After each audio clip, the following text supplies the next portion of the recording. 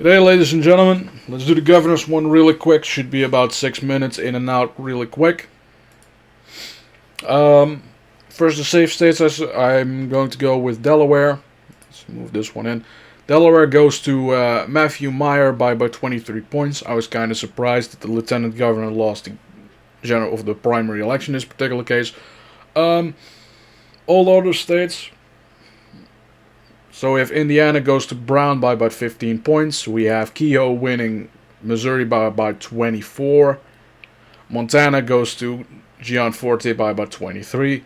We have Armstrong winning North Dakota by about 50 points. We have Utah. Spencer Cox is going to win by about 31. Phil Scott, he's going to win Vermont by about 40% of the vote. And we have West Virginia is going to go to Patrick Morrisey by about 20. So we only have 3 states to discuss, really. Let's do closest. Let's do Washington first. Okay, so Washington, we do have a few more polls in the particular cycle. We have, however, Bob Ferguson. He is stubbornly staying at 49% of the vote. That's a problem for him.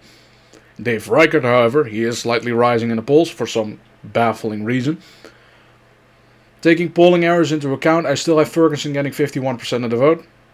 And in the case that you don't know, Washington is a top tier of a top 2 system. And I don't think they allow write-in candidates, so it's a zero-sum game. Anyone that isn't going to vote for Ferguson is automatically voting for Reichert in this particular case. I do have Ferguson, however, winning by about 4 points. It's also that Washington is a mail-in state only, a mail-in vote state only, and that is definitely going to be an advantage for the Democratic Party because that's how they steal elections in Washington. 2004. So next up we have. Want to do the South? Now let's do the Northeast first. New Hampshire. So, Kelly Ayotte won the primary. Kind of disappointed in that. Joyce Craig won it on the Democrat side. At the moment, I have Ayotte leading in the aggregate by about 2 points, so 1.7. I'm looking at it right now. Ayotte is getting about 49.5 when it comes to the polling error adjusted range. And Craig gets 42 points.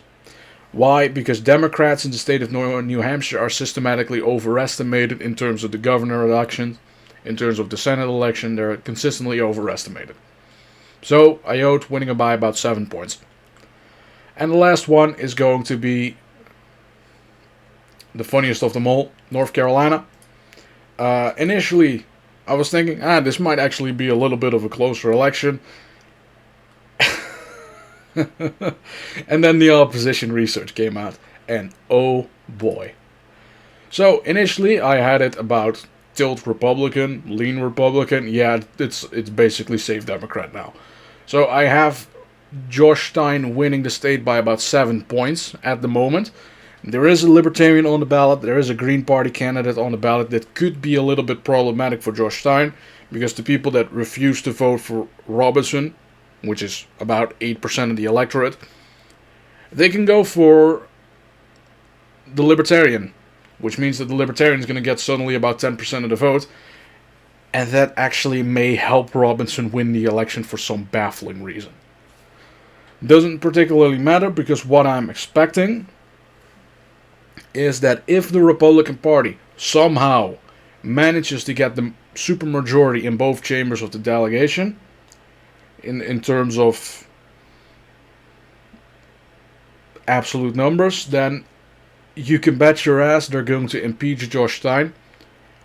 And if Mark Robinson manages to win, they're going to impeach him as well. So, it's fun to be living in North Carolina at the moment because there's going to be political chaos for the next few years. The reason why I'm saying Robinson's going to get impeached, well, it's because of his indecency and he just needs to go.